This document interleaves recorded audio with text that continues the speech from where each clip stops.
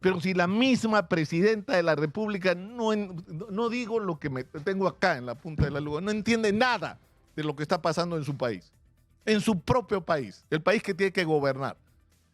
Vive de espaldas a la realidad. La señora Dina Boluarte, presidenta de la República del Perú, ha ido de viaje a Davos, al encuentro de los grandes de la economía mundial. ¿Para qué? La verdad, no se entiende. Porque su viaje en realidad no aporta nada, ni a la agenda de la reunión, ni al beneficio del país. Pero lo peor, porque además hay que pensar que ella es la jefa suprema de las Fuerzas Armadas y de la Policía Nacional, y ella, por atribuciones constitucionales, debía ser la cabeza en este momento en la guerra que estamos librando en el Perú contra la delincuencia, pero la señora siempre encuentra cosas más importantes que hacer, que ocuparse de su trabajo. Pero lo peor no es eso, lo peor es que va a Davos y miente y dice cosas, es decir, el país en el que la señora vive y que ha presentado en Davos no tiene nada que ver con lo que está pasando hoy en el Perú. Y miente en el sentido de la mejora económica que no tiene nada que ver con sus méritos, a pesar de Dina Boluarte y de su gobierno, a pesar del Congreso de la República que tenemos, la economía peruana se sostiene. Y se sostiene por el punche de los micro y pequeños empresarios, de los empresarios en general, porque también hay que decirlo con todas sus letras, y porque ha subido el precio de nuestros minerales y porque tenemos la fortuna de que se cayó, por ejemplo, el cacao africano y hemos entrado como un tren y hemos multiplicado casi por 4 nuestras exportaciones de cacao. ¿Y eso es un mérito de quién?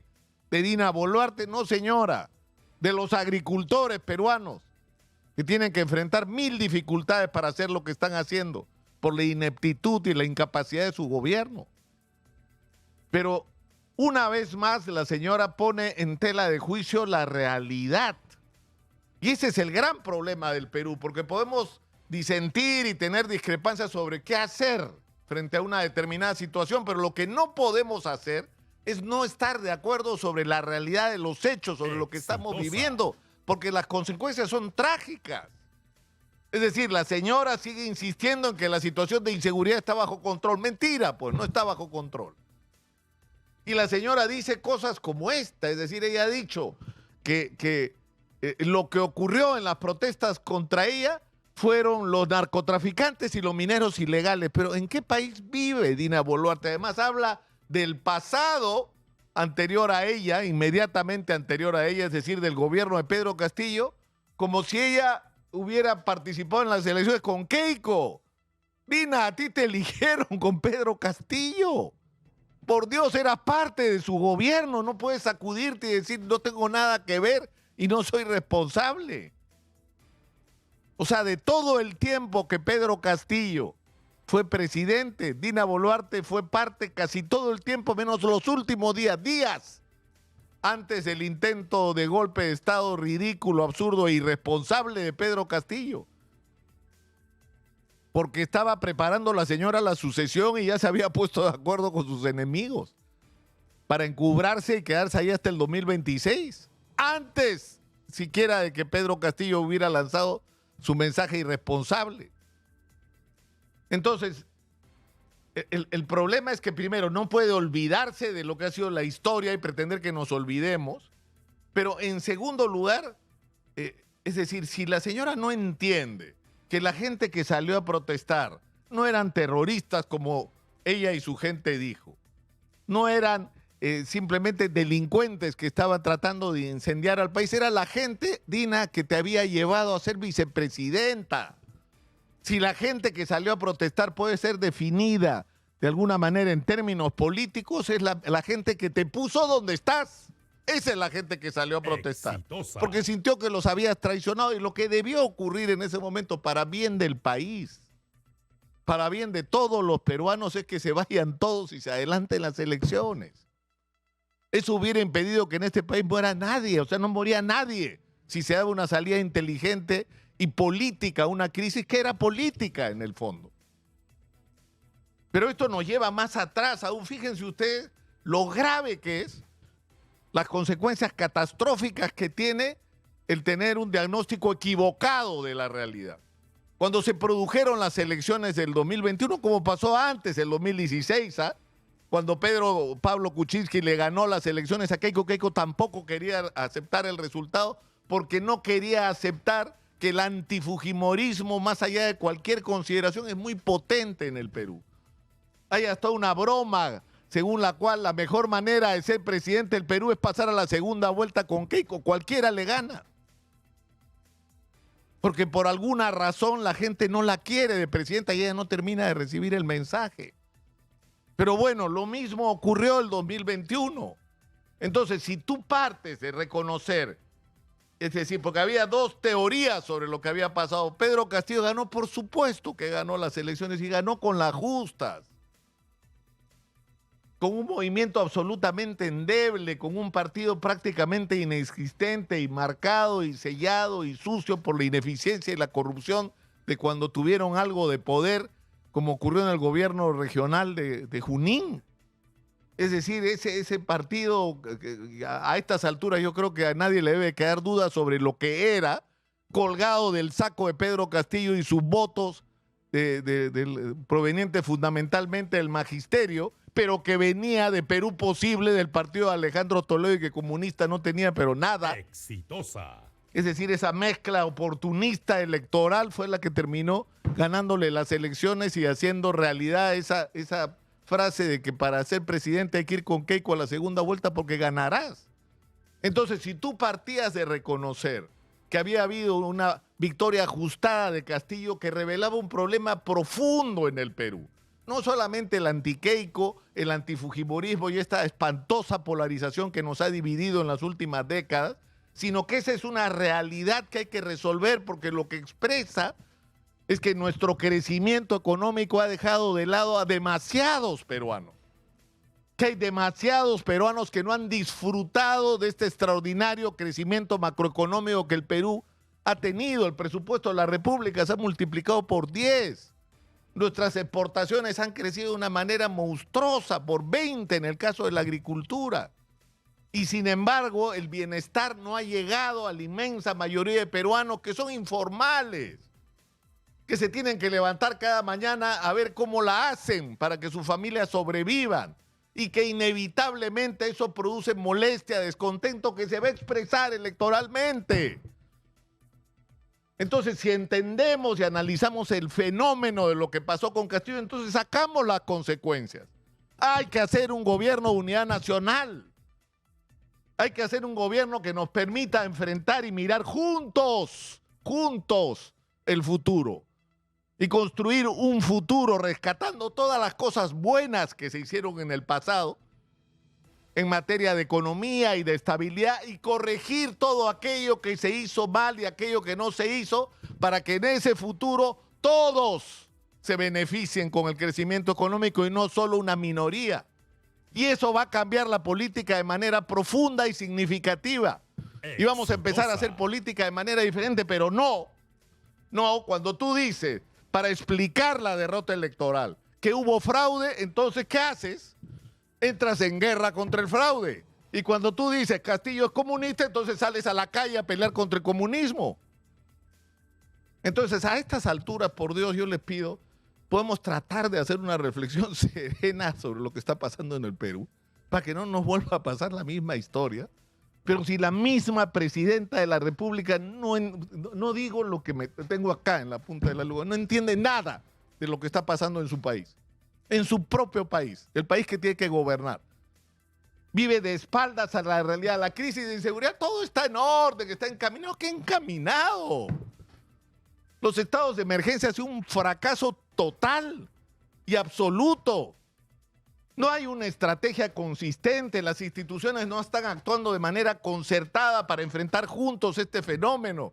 No vamos recuperando el terreno en las calles, lo estamos perdiendo cada vez más.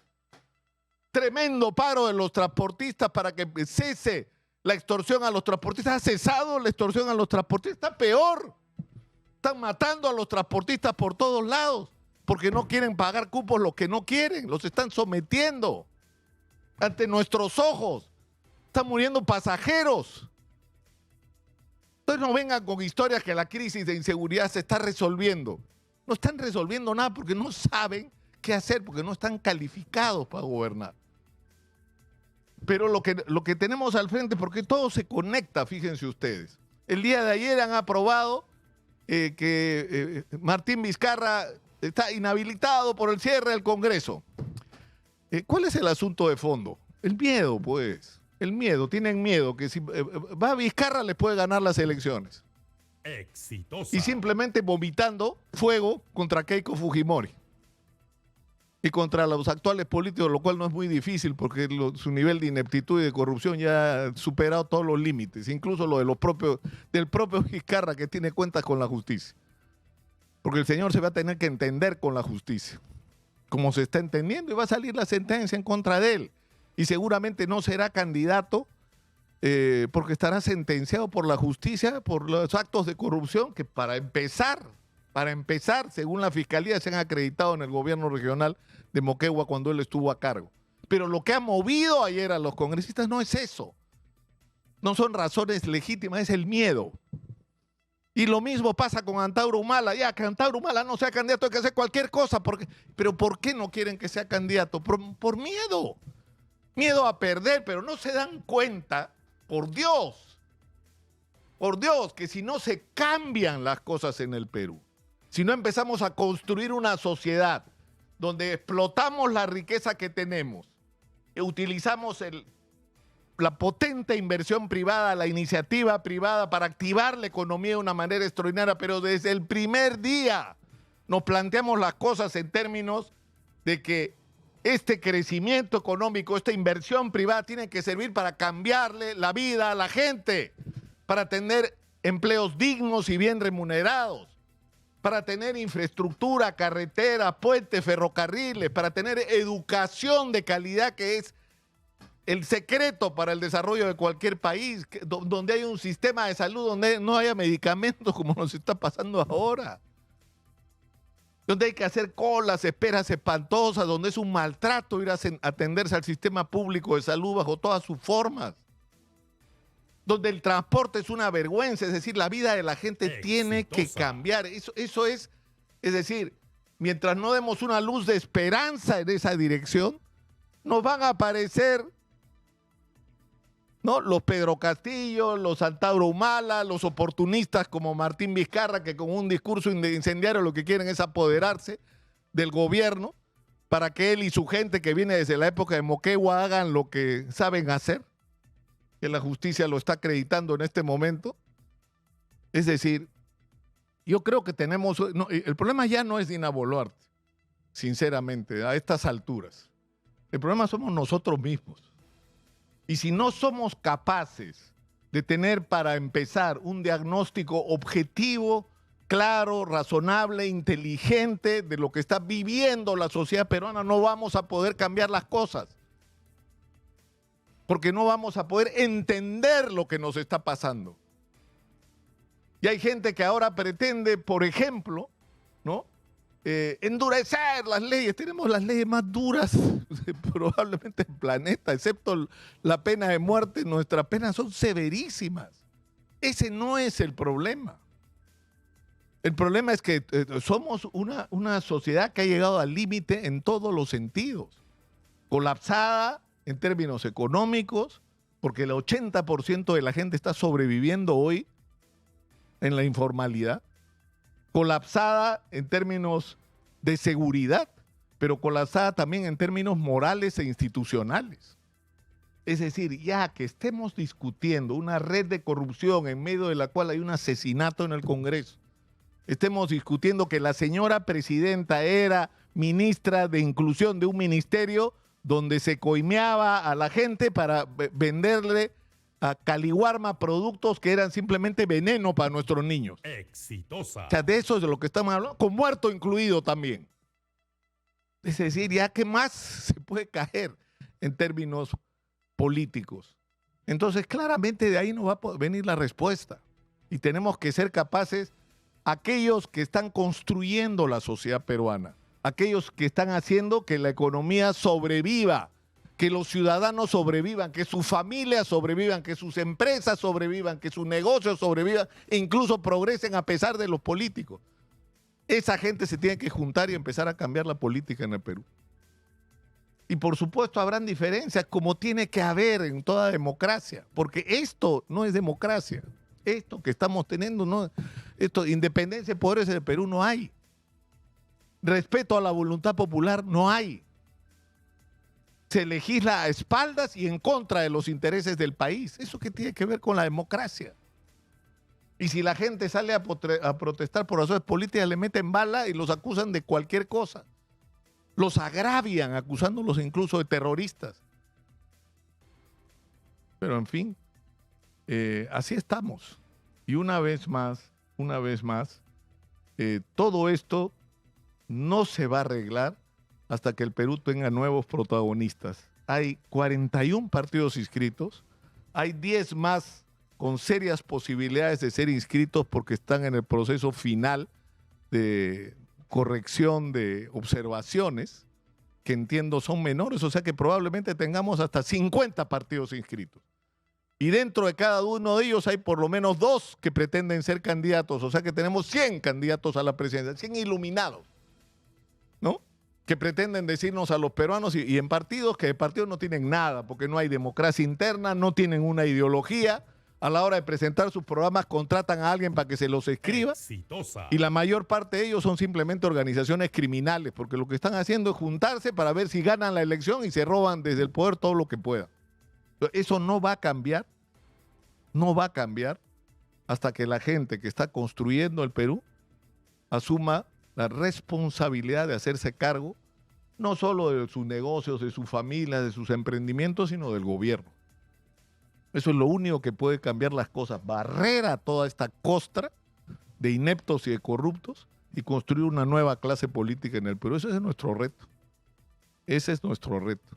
Y acá lo que estamos tratando de hacer es abrir el espacio para discutir el país que queremos construir y con quiénes lo vamos a construir, que es el capítulo en que vamos a entrar desde ahora. Soy Nicolás Lúcar, esto es Hablemos Claro, estamos en Exitosa.